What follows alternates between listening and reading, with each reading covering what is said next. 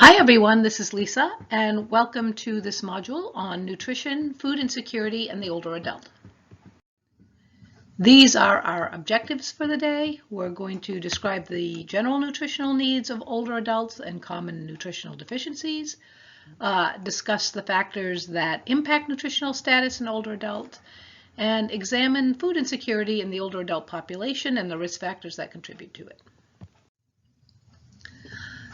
We'll just start with some general intake guidelines. Now, obviously, appropriate calories varies based on individuals' specific needs, uh, gender, bone structure, those types of things.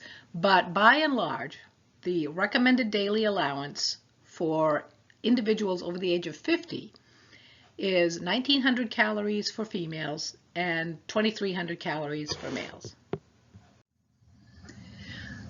Some general nutritional guidelines. Now, these come from the Dietary Guidelines for Americans 2020 to 2025, and you can see this in your book as well, with guidelines to improve and maintain overall health, as well as reduce our risk of chronic disease.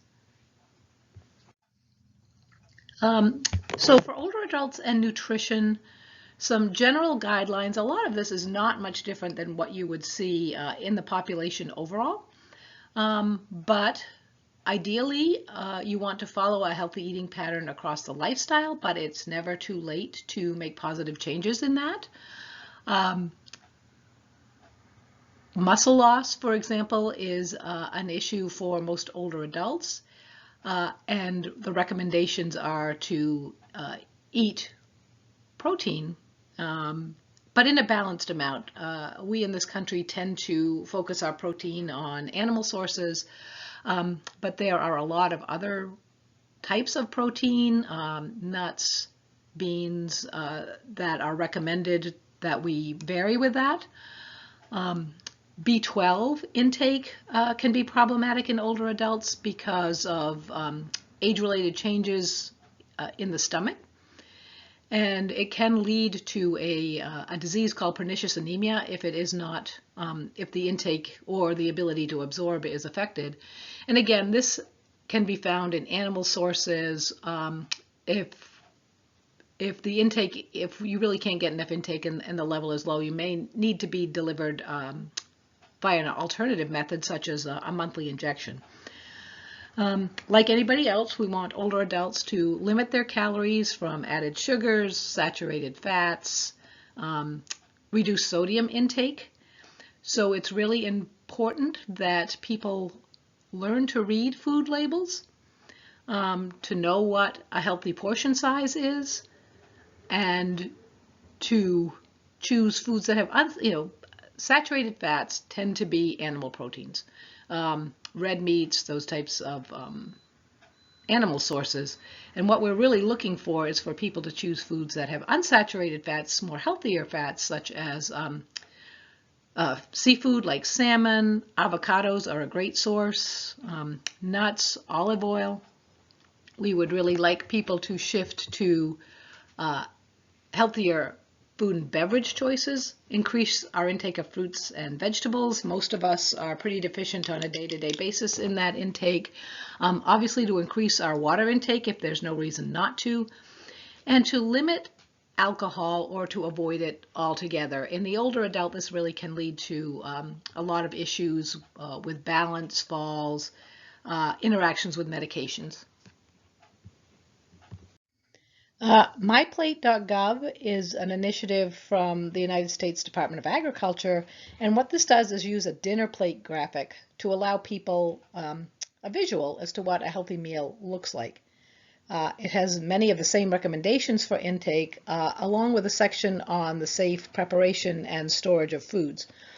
It offers a special section that is focused on older adults that talks about adults' unique needs, nutritional tips, how to read food labels, and again, how to prepare and store food safely. This is just an example of how MyPlate.gov presents its material. It encourages people of all ages to fill half their plate with whole fruits and veggies, a quarter of it of protein from a variety sources and a quarter of whole grains. The other part of that is the dairy, which is usually obviously served off the plate, with a recommendation to use reduced or no fat, and again to reduce the use of sodium, saturated fats, and added sugars. So that's an overview of the basic nutritional recommendations. Now, older adults as a group are at risk for not meeting their nutritional goals, so the Nutritional Screening Initiative was developed in order to address the prevalence of poor nutrition amongst older adults, and it uses a screening tool called the Determine questionnaire as the basis. Now, obviously, it's hard to reproduce here, and you can see it in your book. The checklist is based on the warning signs for poor nutrition. Chronic disease, for example. Do people have poor eating habits overall? Do they have tooth loss or mouth pain? That really is a big and overlooked source of poor nutrition, particularly in older adults. Do they have economic hardship? We really do know that economic hardship is linked to reduced or poor nutrition. The food, obviously, your food choices are going to be limited, and a lot of this, what's in this country for the choices for food for people with limited intake is really very poor for you. Do we have reduced social contact? One thing we do know is that if you are eating regularly with others, you are more likely to eat in a healthy way than as if you are not. So are you finding ways, if you live alone, to go out a couple times a week or have people over, those types of things? Are you taking a lot of medications? Now, many older Americans take a lot of medications. Half of them take more than one. And a lot of those medications can interfere with things like taste. Some of them can interfere with food absorption. So what are people taking that may be interfering with their ability to have a healthy diet? Have they had an involuntary weight loss or gain? That is a sign that you are either undereating or overeating, taking in too much. And do people over the age, do you need assistance in self-care? Now, this becomes important because a lot of people who need assist with their day-to-day ADLs, activities of daily living, also have real issues with food preparation and even feeding themselves. So if a person needs assistance in taking care of themselves overall, they probably need assistance with their nutritional status as well. As well as elders the older elders over above the age of 80. And then it incorporates a nutritional risk score based on a series of questions regarding the older adults' risk, with recommendations for interventions based on the score. So if your nutritional score is 0 to 2, for example, then that's good. They recommend that you recheck it in 6 months. 3 to 5 is a moderate risk for nutritional imbalance, and so they recommend that you implement some strategies that to improve that. And if it's 6 or above, you're at a high risk, and then an intervention really is needed at that point based on what your issues are. Now, common nutritional concerns in elderly people, malnutrition is probably, of course, at the top of the list.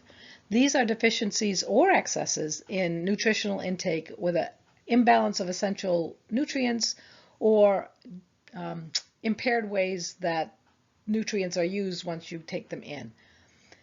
Decreases in body weight are common in older adults. Again, they're considered a warning sign for nutritional risk, and there really is a strong association between not having a balanced nutritional intake and illness and death in the older population.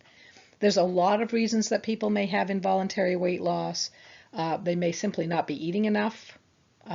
A loss of appetite is a big problem as people get older. Their ability to taste things decreases. Things that they used to enjoy eating may simply not taste the same anymore.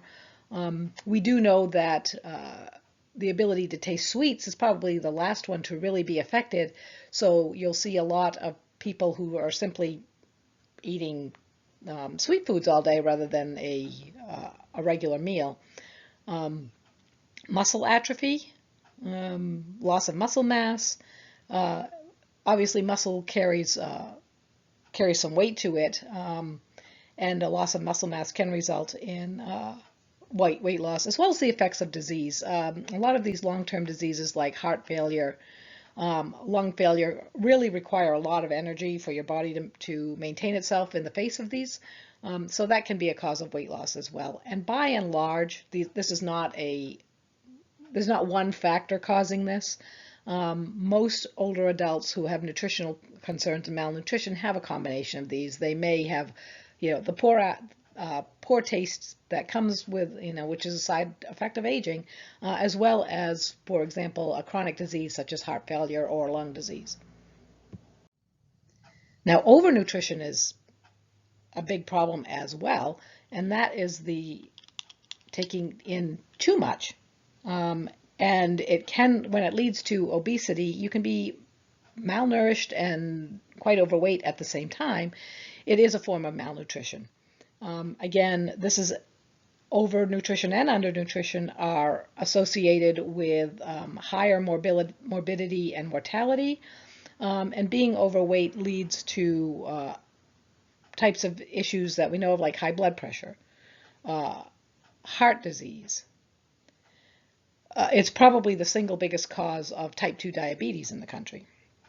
And it's important to know, too, that while the weight standards that are put out are based on younger people. So somebody who is a certain height and they're saying it should be a certain weight is not based on the older adult population. And the thought process is that it's possible that the best weight for height in older adults may be a little higher than that for younger adults.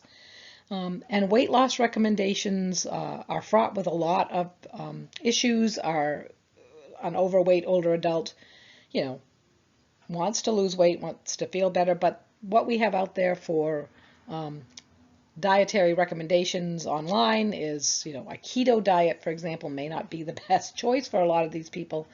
And so sitting down, coming up with a healthy meal plan for somebody who wants to lose some weight is really important, particularly if you've got some chronic illnesses like heart failure or diabetes on top of it. Dehydration is a condition that occurs when the body loses too much water and other fluids that it needs to function normally. And this is actually quite common in older adults. Again, the ability to your thirst mechanism is impaired. It's again a common issue with older adults. And it really kind of comes into play, especially those with cognitive impairments or those who rely on others for their intake. Again, aging is associated with a decreased sense of thirst, and so that trigger mechanism is often lost, and the older adult can't count on that to tell them when it's time to drink.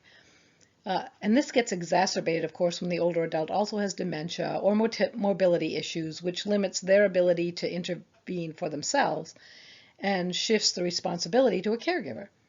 Now, nursing homes are aware of this, and a lot of their ratings and reimbursements are based on their record of providing enough fluids for their residents. So you'll often see that staff are doing things that are called fluid rounds, where on a scheduled basis they are passing out water and other non-caffeinated fluids for people to drink. Now, for those who are living at home or who are relying on themselves to care for themselves, it's really important that people know that just because they aren't thirsty does not mean they are not at risk for dehydration. So they need a plan to provide fluids for themselves on a regular basis, fluids without caffeine. Caffeine's a potent diuretic, which will actually cause you to lose fluid over time. And they need to know that if they're suffering from dry mouth, which is also a side effect of a lot of medications, or dark urine. Urine should be, a normal light yellow, straw colored, and a darker amber color can often means that you don't have enough fluid and your kidneys are concentrating that. Um, Fatigue, lethargy. If it gets bad enough, you can actually pinch people's skin, and the skin will hold that. It's called tenting. Will hold that position after you let it go. So people who are taking care of themselves really, or people who are taking care of elderly people who can't drink, really need to know what these signs are. And again, it's important to develop prevention strategies, simply regular fluid intake and knowing that you need to do that. And older adults really should try to consume at least 6 cups of fluid a day and consume fluids with meals and between meals. Now, that assumes that the older adult does not have a chronic illness like heart failure. That means they have to limit their fluid intake. But by and large, these are the recommendations that we give to people. Now, older adults are unquestionably more at risk for problems resulting from inadequate intake or absorption of certain vitamins and minerals, but there really is no evidence for any of us that supplementation is useful in the absence of a defined problem. B12 absorption, as we mentioned earlier, can be a problem related to age-related changes in your gut. And vitamin D isn't an issue of nutritional intake per se, since it isn't in foods. We manufacture it in our bodies in response to sunlight exposure. But vitamin D deficiency is not uncommon, especially in those of us who live in more northerly climates like Maine. And using supplements or fortified foods such as milk is useful to address that potential problem. Calcium is a mineral our bodies use to build bones and teeth, as well as support nerve function, and it's hard to get the recommended amount through foods for any of us, so supplementation can be necessary there as well, but none of it should be done without the input of a healthcare provider. I mentioned diabetes here, as does your book, because it's a very prevalent, nutritionally mediated kind of disease, and its management is very dependent on a person's intake and their ability to do self-care. It's beyond the scope of this class to get into the ins and outs of diabetes management, but it is a disease where your body either makes no insulin or can't use the insulin it does make, and this leads to a rise in blood sugar or glucose in your blood. That leads to all kinds of poor effects over time, eye disease. It's the #1 cause of kidney disease in this country. And the question of how many calories, how many carbohydrates one should eat is really best left to the dietitians of the world. Everybody who has a diagnosis of diabetes really very, very helpful to be followed by by a dietitian. And the general guidelines emphasize that eating foods for people with diabetes, eating foods that are low in what's called a glycemic index, or the capacity of that food to raise blood sugar.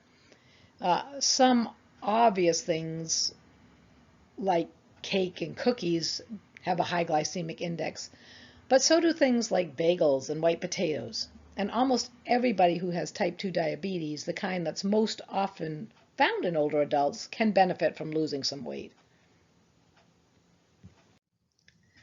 Okay, now I want to talk a little bit about food insecurity because it plays such a big part in our older adults' ability to consume a healthy diet. This is from the study I posted in your module folder. It's pretty dense, and I don't expect you to read the whole thing, but it does point out how the lack of access to adequate food is a problem that only has gotten worse in the last decade or so. We know that adults who have food insecurity, which is defined by the U.S. Department of Agriculture as a lack of consistent access to enough food for a healthy life. And core components of the experience of food insecurity involve disruptions to normal eating patterns, eating inexpensive foods of lower quality, and eating less than one should, and skipping meals. This is a goal for Healthy People 2030 to reduce overall household food insecurity.